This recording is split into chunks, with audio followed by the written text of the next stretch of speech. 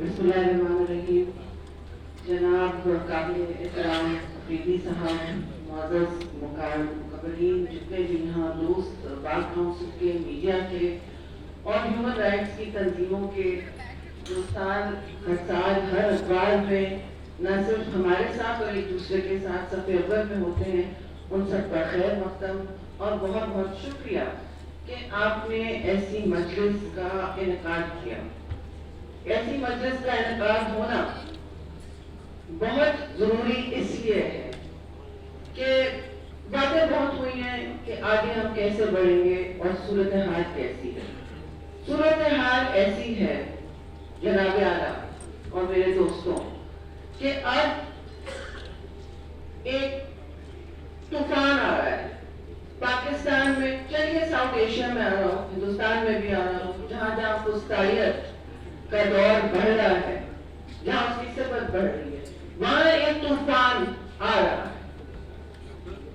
بہت باتیں ہم کر سکتے ہیں، سمیٹ بھی سکتے ہیں، لیکن یہ جو طوفان ہے اس کا پہلا وار ہمیشہ کسی بھی دور میں، کیونکہ میں صحافی بھی رہی ہوں، ہمیشہ صحافی پر ہوتا ہے. آخری وار بھی صحافی پر ہوتا ہے. جوڈیشری، سیاستدان، بار کاؤنسلز، ہمارے پاس ایک تھوڑی سی تحفظ رہتی ہے. اقتدار کا سایہ کھڑا ہوتا ہے، پیچھے لڑکھڑا ہوتا ہے، نہ بھی ہوتا ہے، اسمبلیوں میں ہوتے ہیں، پولیٹیکل پارٹیز کی ایک چھتری ہوتی ہے.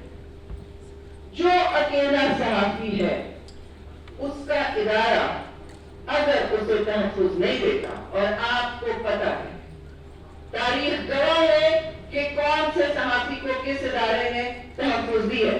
میں وہ شیمنگ نہیں کرنے آئی ہوں کیونکہ اس سے کوئی فائدہ نہیں ہونا ہے.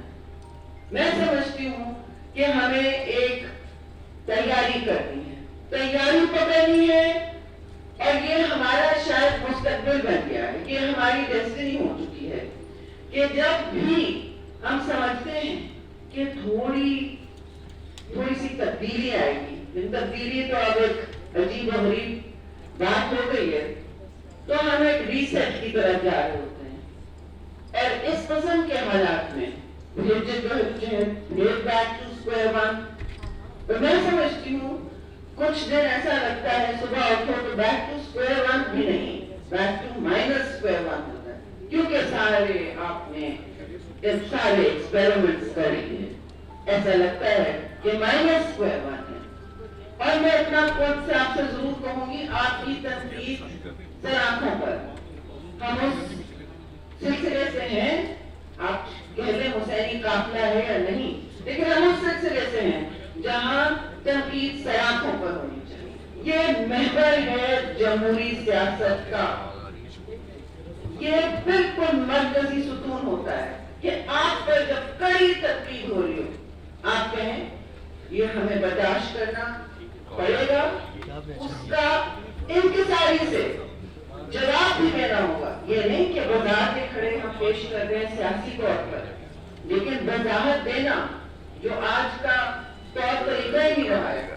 وضاحت دینا ایک اکاؤنٹیبلٹی کی، جواب دہی کی صفت ہوتی ہے، اور ہم جواب دیں ہیں، ہم آپ سے جواب دیں ہیں پہلے، کیونکہ آپ بھی اس سول سوسائٹی، اس جوڈیشری، اس بار کاؤنسل، ان تحریکوں کے نمائندے رہے ہیں.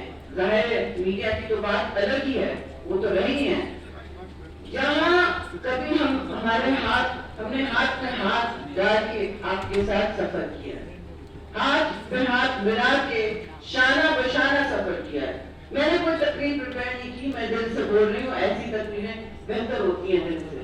لیکن شانہ بشانہ جب سفر کرتے ہیں اپنے ساتھیوں کا، یاد رکھیں کہ اگر سیاسی تنظیمیں نہ ہوں تو میں اپنے آپ کو آپ کے بیچ سمجھتی ہوں، لیکن بالکل نمائندگی میں پیچھے نہیں ہٹوں گی.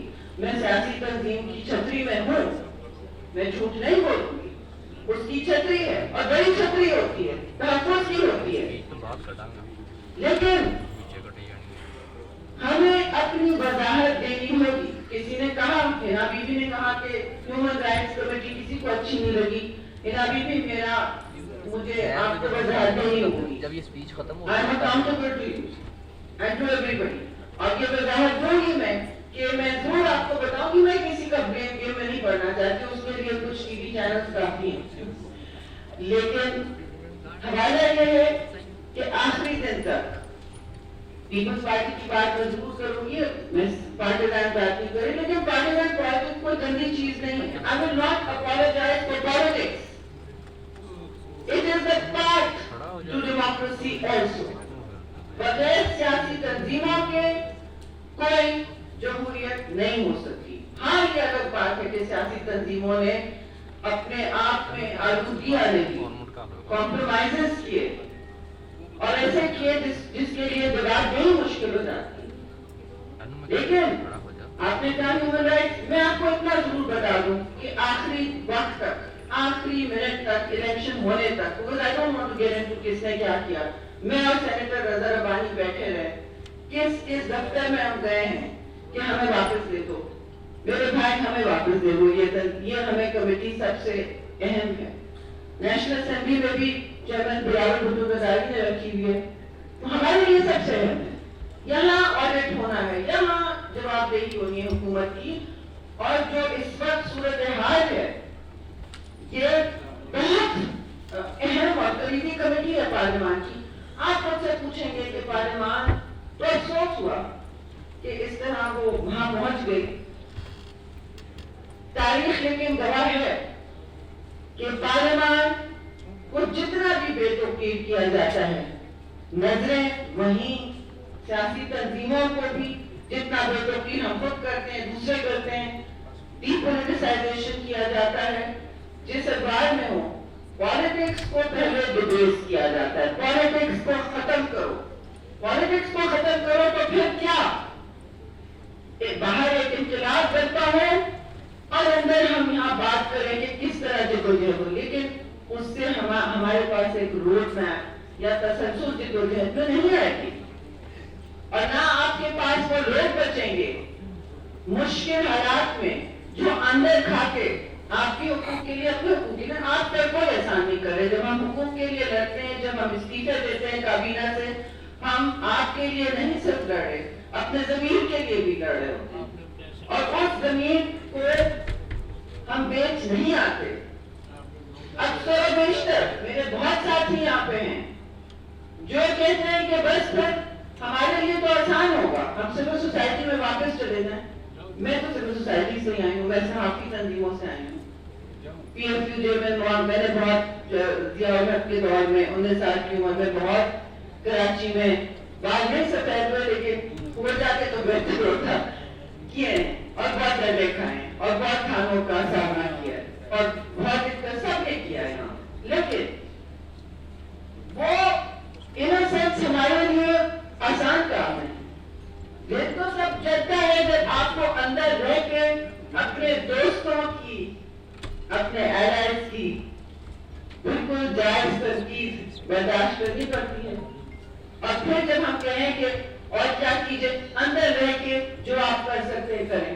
تو جتنے بھی لوگ میری تنظیم اور دوسری تنظیموں سے سامنے بیٹھے ہیں, سیاسی جماعتوں, میں سیاسی جماعتوں کا دفاع کر رہی ہوں, انہوں نے یہی کام کیا ہے, جس میں شہید محترمہ بینظیر بھٹو کا ہاتھ ہے ہماری پیروی میں, ہمارے نظریے میں. ایک پرائم منسٹر بات ہوئی, ایگزیکٹو آفس کوئی چیز نہیں ہے. یہاں کے لوگ جس کو الیکٹ ہو کے سیلابی الیکشن میں لاتے ہیں, ان کو آپ سولی پہ چڑھا دیتے ہیں تو کیا بات ہے. پھر آپ دوسروں کو سرعام اسیسنیٹ کرتے ہیں, شہید کرتے ہیں, تو اس میں بھی کیا یہ سسٹم چل رہا ہے. ہم بھول جاتے ہیں, لیکن یہ تاریخ ہمارے دلوں پر لکھی ہوئی ہے. اور آج جو طوفان آ رہا ہے اس کی تیاری میں ایک چیز ضروری ہے, اس کا سامنا تو کرنا ہے. آپ کے گھر جب طوفان آئے گا تو آپ کو سامنا تو کرنا ہوگا. سامنا کس طرح ہوگا؟ اگر ہم ایک دوسرے پر تنقید کے نشتر برساتے رہیں گے تو یہ نہیں ہوگا. ہم کنفیوز رہیں گے, ہم بٹے ہوئے رہیں گے, اور یہی ہے پروجیکٹ, یہی ہے مشن کہ ہم بٹے ہوئے رہیں. तो हमें याद रखना चाहिए, चाहे वो इश्यू का इश्यू भी हो, अगर आप ब्रांड तहरीक ना चला सके तो अपने आप को मत, अपने आप पे और दूसरों पे इस्तेमाल ना करें, मुतहर्रिक हो। और मैं बहुत इसीलिए शुक्रगुजार हूँ कि ये जो आज फंक्शन हुआ इसकी लीडरशिप बार काउंसिल ने दिखाई है। पॉलिटिकल पार्टियां बटी हुई हैं, पार्लियामेंट में जो हुआ परसों आपने देखा है, मैं एमएलए रह चुकी हूँ 2022 की मुशर्रफ के दौर में भी ऐसा हुआ, खून खराबा हुआ। हम सेनेट में बैठे थे, कोई वहां गया और वापस आया, वजीर उनके हाथ पे, उनके बाजू पर खून था, शायद लोगों को ये मालूम नहीं है। ये भी कुछ शर्मनाक बात है। और शर्म की बात ये है कि पार्लियामेंट को हुकूक पे चलाती है, जिस तरह सहाफी सच का दामन नहीं छोड़ते, इंटेग्रिटी वाले सहाफी, उसी तरह पार्लियामेंट को हुकूक पे चलाती हैं। आप ये कभी ना भूलें कि सियासी तंजीमें और पार्लियामेंट आपकी सियासत का महवर है, आपके जमहूरी इंस्ट्रूमेंट्स। मसलन जो जितने भी कवानीन हैं, कवानीन जो अयूब खान के दौर में, उससे पहले, उसके बाद ज़िया-उल-हक के दौर में आए, ये तो ब्लैक लॉज, आप छाप भी नहीं सकते थे अखबार बगैर डिक्लेरेशन के। कुछ सहाफियों को याद होगा, कोड़े तो अलग बात है, कोड़े लगते थे, और आपकी जो जिस तरह जुबान बंदी होती थी, रियासत आपके कागज फाड़ देती थी। मैं अखबार में काम सेंसरशिप के लिए रोज अखबार जाता था। अब दूसरे किस्म की सेंसरशिप हो रही है, लेकिन पीपल्स पार्टी में आते ही मैं इंफॉर्मेशन मिल थी, 6 महीने भी नहीं थे, हमने 3 महीने में वो सारे कवानीन हटा दिया। अब वो कवानीन आहिस्ता आहिस्ता चोर दरवाजे से वापस आना चाहते हैं। ये जो इस वक्त मतियुल्लाह जान, हामिद मीर, तरक भाई बैठे हैं यहाँ पे, तरक और दूसरे असदतूर, अफसार आलम, उन पर जो हमले हुए हैं, नामालूम अफराद का जो दौर है ये, उसके लिए कानून की जरूरत नहीं है। लेकिन जब कानून भी आ जाएगा इनको सैंक्शन और लेजिटिमाइज करने, तो याद रखें हमारे, और फिर मैं समझती हूँ उस तूफान के बीच कुछ नहीं खड़ा होगा। तो जब भी हमने ट्रूथ टू पावर का चैलेंज देखा है, सियासतदान का बोलता है, पार्लियामेंट का कुछ कंफ्यूज रहता है, लेकिन असल फ्रंट लाइन और हरावत दस्ता होते हैं सहाफी, मेरे सहाफी दोस्त। और इनका मैं शुक्रिया अदा करना चाहती हूँ। कभी कभी मैं फोन करके भी कहती हूँ, भाई आज मत बोलना, you have to live to fight another day. इस पर दो राय हो सकती है, इतनी गोलियां लग गई हैं, फिर गोलियां निकाल रहे ना तुमसे, तुम थोड़ी देर चुप करो। You have to live to, क्योंकि हमें से कम लोग हो गए, कम होते जा रहे हैं। It is the same faces, you do realise that it is the same faces. नसीन आप सामने बैठी हैं, वही हैं। और वो वक्त अब फिर आया है कि एक बहुत बड़ा चैलेंज, ये सेपरेशन ऑफ पावर्स तो बिल्कुल एक बात है, लेकिन कोई सेपरेट नहीं करेगा पावर्स को।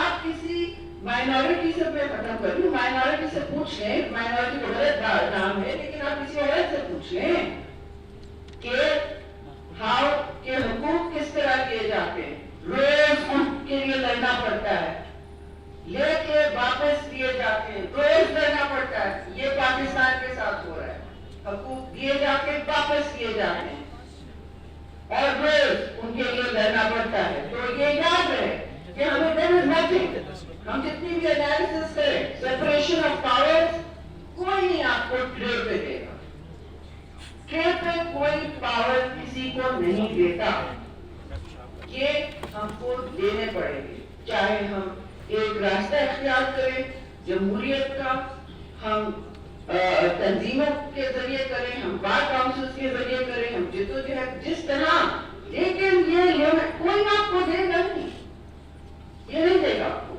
It will not happen. और शेयरिंग से भी नहीं होगा, बहुत से लोग शेयरिंग से आगे जा चुके हैं, शेयरिंग से भी नहीं होना है। ये होना है by standing, holding the line. Everybody here, just by their presence, is holding the line, and I'm grateful to that. Thank you very much for it. ہے.